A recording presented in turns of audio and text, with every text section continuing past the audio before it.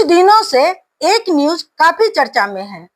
मध्य प्रदेश के छिंदवाड़ा जिले में कफ सिरप पीने से 25 बच्चों की मौत हो गई। जिस कफ सिरप का उन बच्चों ने इस्तेमाल किया था उसमें डाइइथिलीन ग्लाइकोल, जो एक विषैला रासायनिक पदार्थ है, की मात्रा 48.6% पाई गई है, जबकि इसका इस्तेमाल सिर्फ 0.1% होनी चाहिए थी, लेकिन 48 गुना से भी ज्यादा इसका इस्तेमाल किया गया था। इतनी बड़ी लापरवाही में सिर्फ एक कंपनी के मालिक को गिरफ्तारी कर भरपाई नहीं की जा सकती।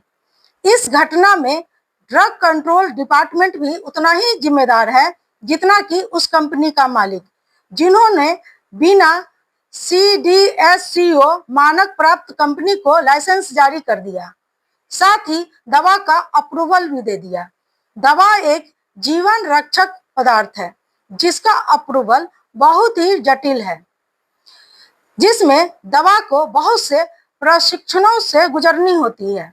इस घटना में ड्रग अप्रूवल प्रोसेस में काफी लाचारता दिखी है। बिना अप्रूवल का दवा बनाना या बेचना दोनों जुर्म है, जिसमें ड्रग एंड कॉस्मेटिक एक्ट 1940 के तहत, जो एक स्पेशल एक्ट है, शिकायत दर्ज होनी चाहिए।